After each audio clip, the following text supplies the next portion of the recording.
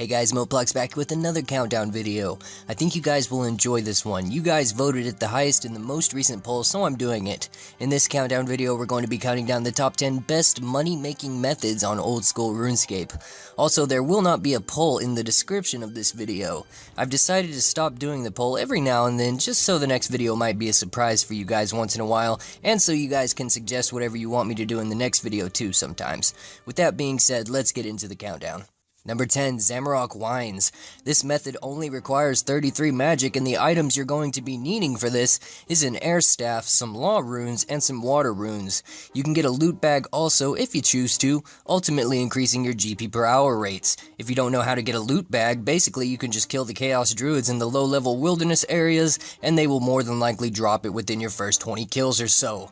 Also, I highly suggest using the OS Buddy client because it allows you to switch worlds instantaneously, further increasing your GP per hour double what it might have been without using it. Basically, it's pretty simple. You telegrab the wine and hop with the OS Buddy client and then grab the wine again and so on and so on. Do this until your inventory is full and go over to the wilderness ditch and enter level 1 wilderness and store all the goods in the loot bag, then go back for more. Once you're done with 2 inventories, or 1 if you didn't use the loot bag, teleport to Falador Bank and repeat for about 1 year. You will be richer than Zezma himself, because these wines go for 1k to 1.3k each right now. Number 9, Battle Staffs. This method literally requires nothing except a decent cash stack. And once again, OS Buddy is highly recommended so you can hop worlds super quick. Near the Varrock West Bank, you'll find Zaf's Staff Shop. God, try saying that 5 times fast.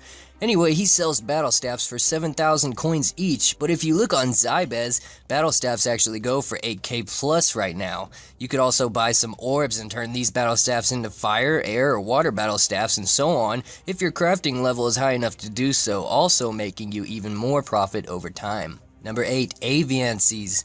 Located in the God Wars dungeons as well as the Wilderness Cave in level 30 Wildy, Aviancies can range from level 69 combat all the way up to level 131. Most people prefer killing these things in the Wilderness Caves because of the common drop of 4 noted Addy bars, whereas if you wanted to kill them in the regular God Wars dungeon, they would only drop at unnoted Addy bars instead. If you're going to kill these things, you can only use magic or range because melee won't work on them since they are flying too high in the sky for you to be able to reach them. It's also suggested to use a looting bag for the poison rune daggers they drop because you can out them for 9.6k each too.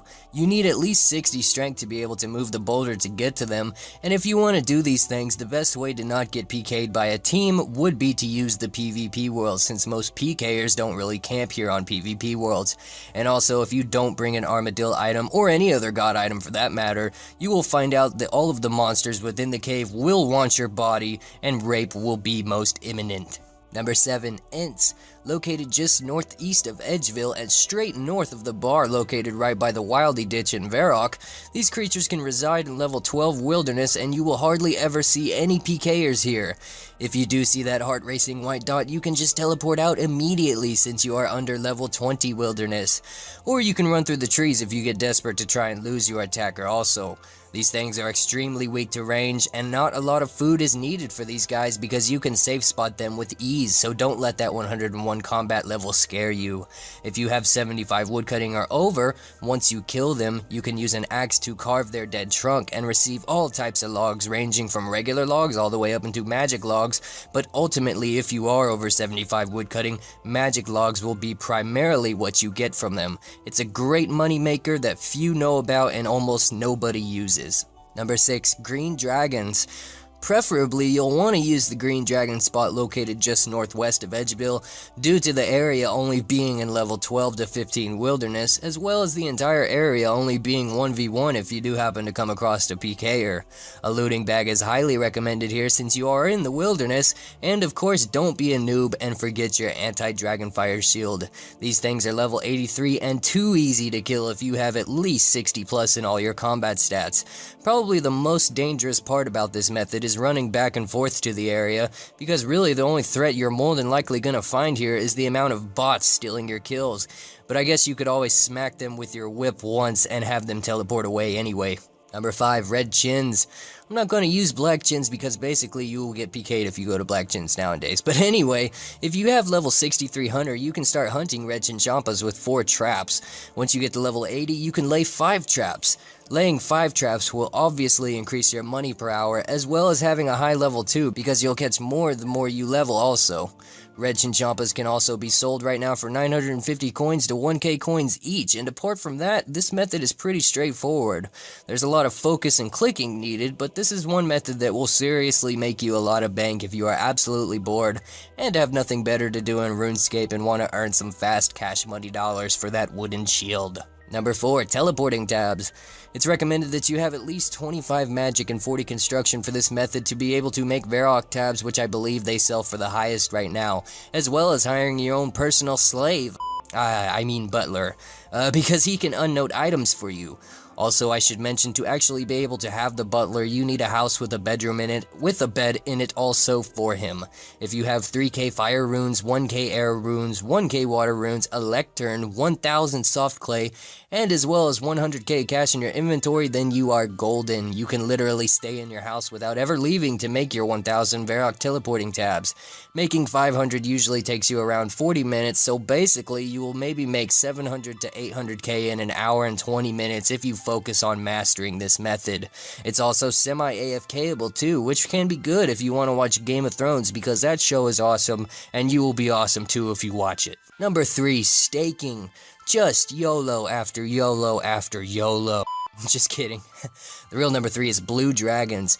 Mainly because they are 100% completely AFKable and you do not even need to use food. Grab your best range gear with an anti-dragon fire shield of course and some Falador teleporting tabs. You can camp here all day long and it's not actually bad ranging experience either like most people think. I actually love the blue dragons because it's a really relaxing way to play the game, knowing you're becoming more badass in range because you barely have to look at the screen. And also if you have 70 plus agility, getting here is quite easy as that pipe does come in handy. They occasionally drop rune daggers and I recommend picking those up too. More often than not, you will also find some bots here. They usually don't pick up their dragon hides either, only just the bones, so there's free loot usually here too from time to time because of poorly scripted bots. Don't let that level 111 combat scare you either, because these guys are just giant blue noobs. Number 2, rune crafting nature runes. Only requiring level 44, this has got to be one of the best money-making methods in the game if you have the patience for it, and don't mind focusing on the game, although over time it can become easy to learn how to AFK this method. Runecrafting pouches are highly recommended, and if you grind enough to level 91 runecrafting, you can literally make almost 1 mil coins per hour with double nature runes. Just be careful because every now and then there are some PKers who don't know any of these methods that I've told you about, and will try to PK you for your glory, but if you are vigilant enough, you can always make a quick escape before they teleblock you, but 99% of the time, you won't ever see anybody trying to PK runecrafters here, because of how newbie it makes you look, and because it's just downright a douchebaggery thing to do. Number 1, skeletal wyverns. Be prepared to use a DFS, elemental shield, or a mind shield if you plan on using this method. Otherwise, these scary things will hit you for a 40 almost every single time. It's recommended to have all 80 plus stats in combat or 80 plus range before attempting these guys, and you also need to have at least 72 Slayer to be able to kill them, but boy is it worth it. My friend sent me this picture literally yesterday, and here's the loot he got from 388 of these things. He said it took him around from 9 AM to 5 PM with little focus, and that all this loot was somewhere around the 5 mil, 6 mil area. Wyverns also have a chance of dropping elite clues and draconic visages, which in my opinion makes them the best method to use for cash in the game right now. Their bones can also be used for good prayer experience if you worship them on a gilded altar too.